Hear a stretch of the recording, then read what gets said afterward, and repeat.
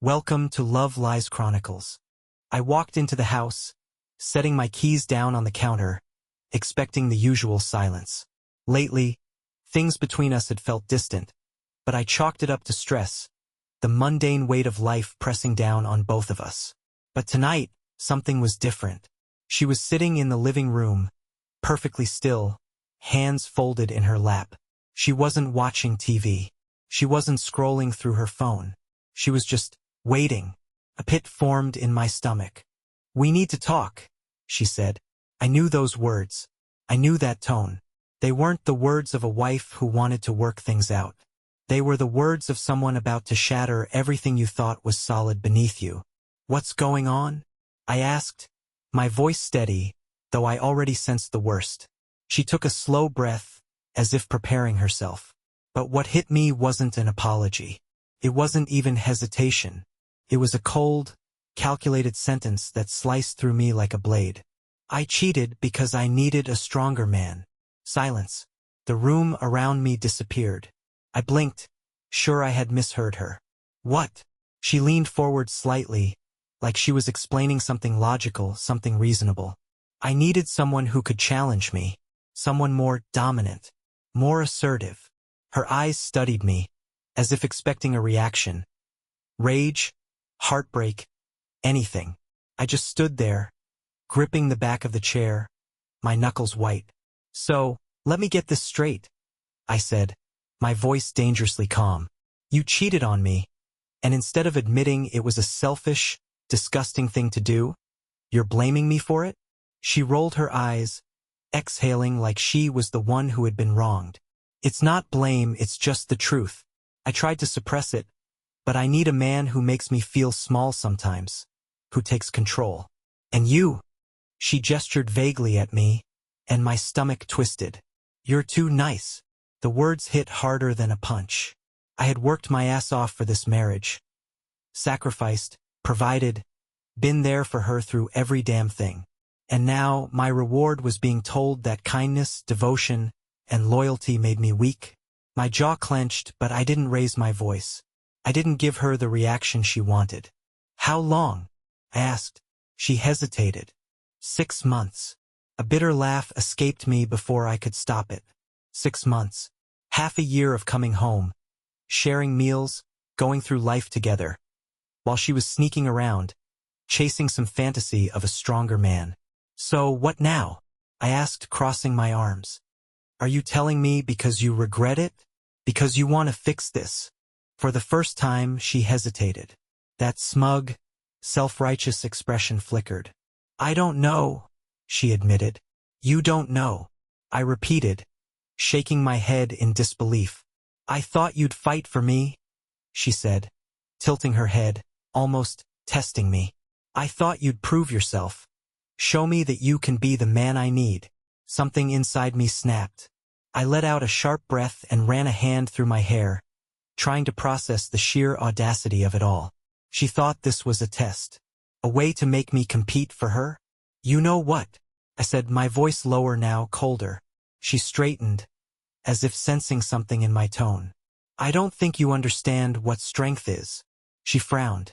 "Excuse me?" I stepped forward slowly, closing the distance between us. "You think strength is about control, about pushing someone down so they can prove how much they want you? You think cheating on a man who gave you everything makes you strong? No. That just makes you pathetic." Her eyes widened slightly, her lips parting like she wanted to argue. But I wasn't done. "You didn't cheat because I was weak. You cheated because you're empty, because no amount of dominance, no stronger man, is going to fill that pathetic little void inside of you." The color drained from her face. "Get out," she hissed. "Get out of my house." "Your house?" I laughed, shaking my head. "You mean the one I pay for?" She faltered for a second, but then her mask slipped back into place. "You're proving my point," she snapped. "A real man wouldn't waste time talking. He'd do something about it." I let that hang in the air for a second. Then I smiled. "You're right." I turned, walked over to the counter, and grabbed my car keys. Her brows furrowed. "What are you doing?" I didn't answer. I just walked past her, toward the door. Hey, Hey, where are you going? I stopped, just for a second, and turned back to look at her. You wanted strength? I'll show you strength. I pushed open the door, stepped out, and left her standing there, completely, utterly alone. She thought I was weak for loving her. She was about to learn what true strength looked like. I woke up the next morning in a cheap motel, the kind with buzzing fluorescent lights, scratchy sheets, and a stiff mattress that barely qualified as a bed. But for the first time in a long time I could breathe. There were no echoes of her voice, no cold glances, no passive-aggressive remarks about how I wasn't man enough to keep her interested. I stared at the ceiling, letting the events of last night settle in. She cheated. She justified it. She expected me to fight for her. And when I didn't, when I simply walked away, she had nothing left. I should have felt broken. I should have been drowning in grief, rage, betrayal. But I didn't. I just felt done. I checked my phone. 7 missed calls. 3 voicemails. Her name. I deleted them without listening. Then I saw the text. Come to my parents' house. We need to talk. I almost laughed. Of course, this wasn't about us. This was about control. She didn't like how I had walked away, how I hadn't given her a dramatic, passionate fight. So now she was bringing in reinforcements. Her family. Predictable move. I thought about ignoring it, just packing my things and disappearing. But then a part of me wanted to hear what they had to say. I wanted to hear them defend her. I wanted to see just how far they'd go to twist this into being my fault. So I got in the car and drove. The setup. When I pulled up to their house, the whole damn family was there. Her mother, her father, her older brother, even her aunt. The one who always made passive-aggressive comments about me not being assertive enough. It was an ambush. I stepped inside, and the tension hit me like a wall. They weren't there to hear my side. They were there to make sure I understood that I was the villain in this story. My wife, ex-wife, as far as I was concerned, sat on the couch, arms crossed, her expression smug, like she had already won. Her mother was the first to speak. Sit down, dear. Let's talk about this like adults. I stayed standing. Let's cut to the chase, I said, my voice calm. Why am I here? Her father cleared his throat. We know what happened, and we all feel that this situation can still be salvaged. I raised an eyebrow. Situation? You mean the fact that your daughter was screwing another man behind my back? Her mother's lips tightened. Now, let's not throw blame around. These things happen when a woman feels unfulfilled in her marriage. I almost laughed. There it was. The twist. Let me get this straight, I said, tilting my head. You're blaming me for her cheating? Her brother, some hot-headed gym rat who had always looked down on me, leaned forward. Look, man, a real man keeps his wife satisfied. If she strayed, maybe you should be asking yourself why. I turned to my wife. Is that what this is? You told them it was my fault. She shrugged. It's not about fault. It's about reality. I needed more, and you weren't giving it to me. I exhaled, shaking my head. Wow. Her aunt chimed in next. We all just think you should be focusing on what's really important, keeping this marriage together. You need to prove to her that you're willing to fight for her. I stared at them. They weren't real people. They were caricatures.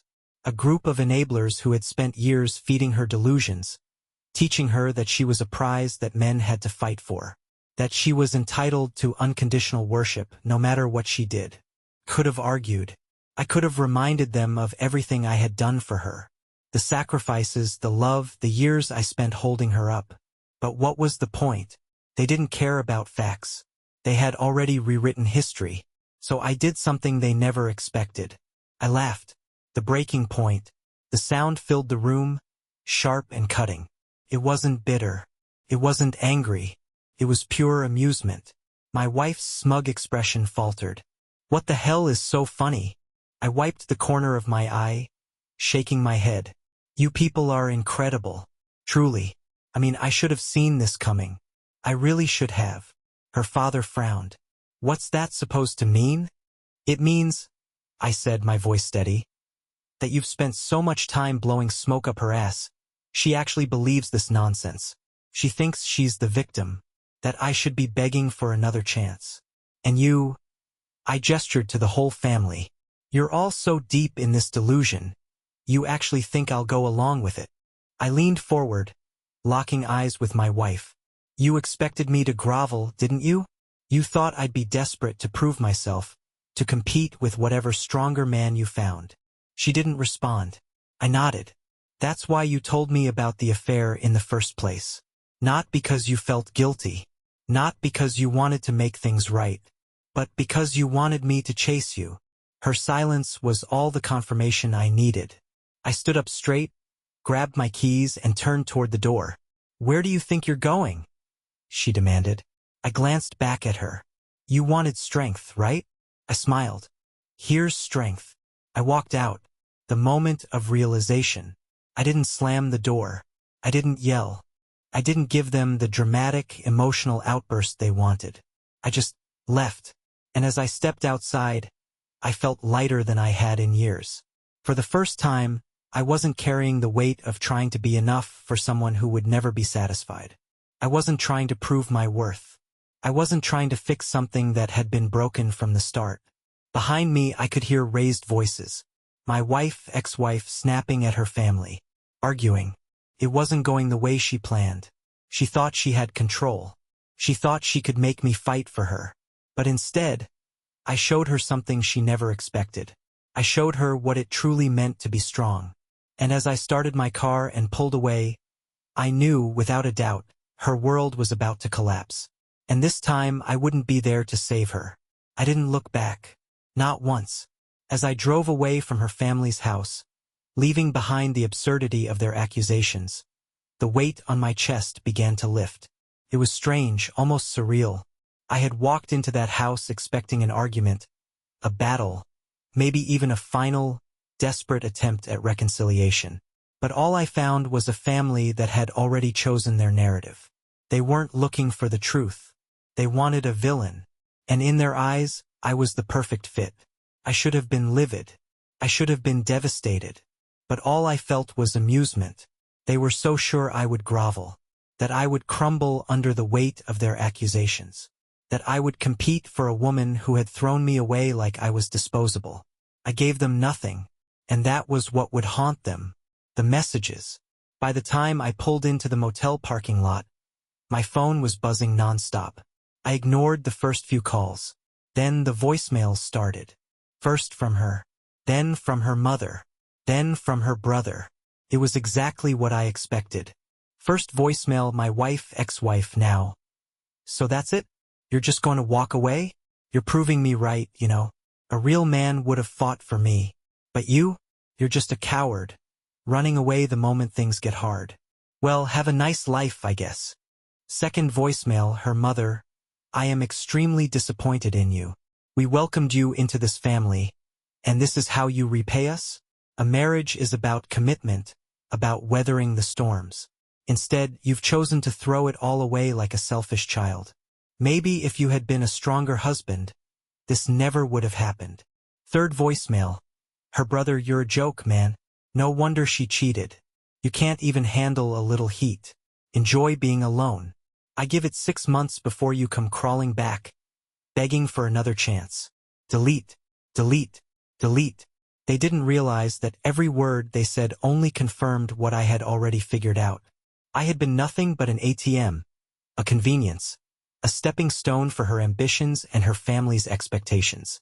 And now they were panicking, because for the first time ever I wasn't playing along. The laugh. I stood in the motel room, staring at the ceiling. Then, without warning, I laughed.